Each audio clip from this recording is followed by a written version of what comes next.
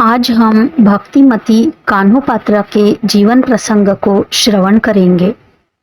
12वीं शताब्दी में महान भक्त महावैष्णव श्री ज्ञानेश्वर महाराज के शासनकाल के दौरान बीदर का बहमनी साम्राज्य मंगलवेद परिसर में अत्याचारी शासन के अधीन था।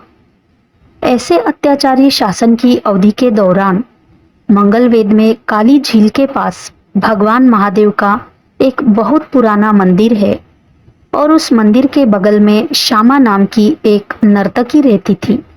वह अमीर और मुस्लिम प्रमुखों को नृत्य करके प्रसन्न करती थी। इस अवसर पर उसने अपना शरीर बेचने के लिए भी पीछे नहीं देखा था। इसका परिणाम यह हुआ कि उसकी प्रसिद्धि दूर दूर तक फैल गई। दूर दूर के अमीर लोग मंगलवेद पर आने लगे और श्यामा नायकिन के घर आने लगे। ऐसी श्यामा नायिका के गर्भ से एक सुंदर कन्या रत्न का जन्म हुआ। जिस प्रकार कीचड़ में कमल खिलता है, उसी प्रकार वह नन्ही सी बालिका दिन ब दिन बड़ी होती गई। वह एक आरामदायक वातावरण में पली बढ़ी। श्यामा ने उसका नाम कान्होपात्रा रखा। जैसे जैसे वह बालिका बड़ी होती गई, श्यामा सोचने लगी कि उसकी बेटी उसकी तरह ही नाचे और अमीरों को खुश करे। कान्होपात्रा सुंदर थी, वह उतनी ही बुद्धिमान भी थी।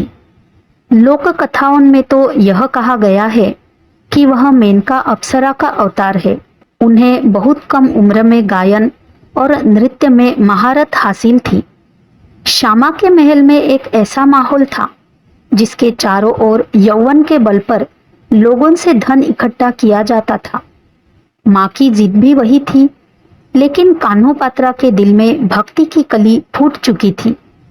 धीरे धीरे उसकी कलात्मकता और सुंदरता दूर दूर तक फैल गई। लेकिन वेश्यावृत्ति के पारंपरिक तरीके का पालन करने के बजाय उसने परमार्थ के मार्ग की ओर रुख किया। उसकी माँ बहुत अमीर वेश्या थी। उसके पास एक राजमहल जैसा भव्य महल था। कई नौकरानियां उसकी सेवा के लिए उत्सुक रहती थी। श्यामा ने कान्होपात्रा के शिक्षा की व्यवस्था भी की थी। कान्होपात्रा को अपना वेश्यावृत्ति का धंधा जारी रखना चाहिए, ऐसा उसकी माँ का मत था। इसीलिए कान्होपात्रा को अपनी माँ से घृणा होती थी। परंतु श्यामा चाहती थी कि कान्होपात्रा को एक ऐसा व्यक्ति मिले जो उसके लिए उपयुक्त हो। लेकिन कान्होपात्रा ने अपनी माँ को यह स्पष्ट कर दिया था कि अगर मुझसे ज्यादा सुंदर कोई पुरुष होगा तो ही मैं उसके साथ रहूंगी और शादी करूंगी, और यह शर्त पूरी होना बेशक मुश्किल था। जब वह उम्र में आई तो एक नायिका होने के बजाय वह भगवान विट्ठल को समर्पित हो गई। उस घर में विट्ठल की भक्ति की परंपरा होना संभव नहीं था। फिर भी कान्होपात्रा कभी कभी वारकरियों के साथ पंढरपुर जाती थी।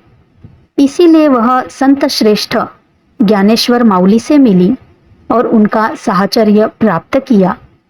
संतों के सहयोग के कारण उनका जीवन मौलिक रूप से बदल गया। अब वह हमेशा हरिनाम में लीन रहने लगी और कीर्तन करने लगी। उनके कई अभंग भी प्रसिद्ध है।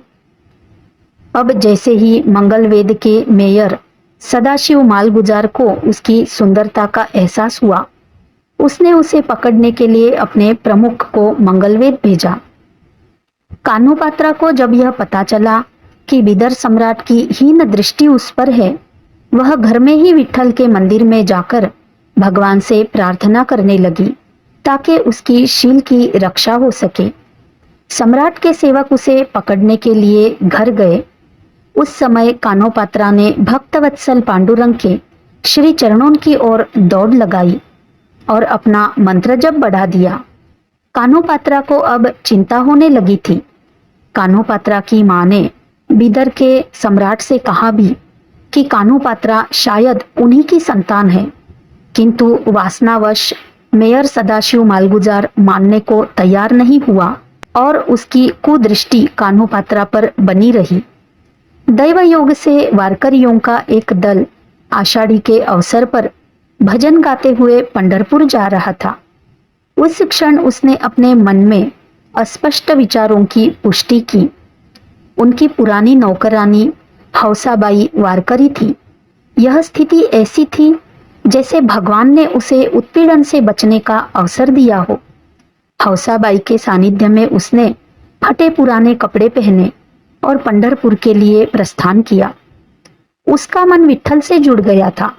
आधी रात के अंधेरे में उसने एक नौकरानी की आड़ में मंगलवेद को छोड़ दिया। अब सुंदर युवा कान्होपात्रा ने निडर होकर पूरी तरह से विट्ठल पर भरोसा करने का फैसला किया। जब वह पंढरपुर आई, चिंता में वह विट्ठल से विनती करने लगी, मेरा कोई अधिकार नहीं है भेटी देई विठाबाई, पदयात्रा पर आपकी कान्होपात्रा दासी आई। ऐसी प्रार्थना करते करते और रोते रोते उनके श्री चरणों से जाकर लिपट गई और पांडुरंग के चरणों में अपना शरीर समर्पण कर दिया। प्रभु प्रसन्न हुए। उसने अपना सारा अस्तित्व विठोबा को सौंप दिया। कान्होपात्रा ने स्वराचल अभंग का गायन शुरू किया और उसकी मधुर आवाज सुनकर हजारों वारकरियों के वो दिल में छा गई। सभी जो वहां आए थे वे विट्ठल के प्रति अपने प्रेम के कारण आ रहे थे। कान्होपात्रा के अभंग की भावना उनके दिलों को छू गई।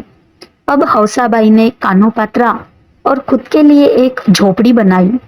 कान्होपात्रा दिन में 2 बार विट्ठल मंदिर में झाड़ू लगाती थी। सुबह और रात में वह भक्तों के समक्ष और भगवान विट्ठल के समक्ष नृत्य करती थी और भगवान के भजन गाती थी। कान्होपात्रा दिन प्रतिदिन विट्ठल की भक्ति में डूबने लगी। लोग उसका सम्मान करने लगे, पर उसे सम्मान की कोई इच्छा नहीं थी, क्योंकि उनका मूल झुकाव परमार्थ की ओर था। इसीलिए उनका मन सदैव विट्ठल चरणों में लीन होने को तत्पर रहने लगा। उसकी आत्मा पांडुरंग के गर्भगृह में प्रवेश कर गई और उसके शरीर की मृत्यु हो गई। कान्होपात्रा सदा के लिए अब विट्ठल में लीन हो गई। उनको मंदिर के दक्षिण दरवाजे के पास समाधि दी गई। एक सदाबहार पेड़ है जो वहां उगता है, उसे शालिवाहन कहते हैं। यह सच्ची घटना जो 12वीं शताब्दी में हुई थी। आज भी कान्होपात्रा की मूर्ति वृक्ष के रूप में पांडुरंग के मंदिर में काले पत्थर पर खड़ी है। विट्ठल भक्ति के प्रतिभाशाली आविष्कारक कान्होपात्रा के बारे में बहुत कम लोग जानते हैं। उन्होंने बहुत सारे अभंगार्चन गाए थे, लेकिन इसे लिखने वाला कोई नहीं था, इसीलिए उनकी कविता बहुत कम उपलब्ध है। कान्होपात्रा की अपूर्व भक्ति ने उसे मुक्त कर दिया। उनके लिए विट्ठल के चरणों में आसानी से मरना असंभव था।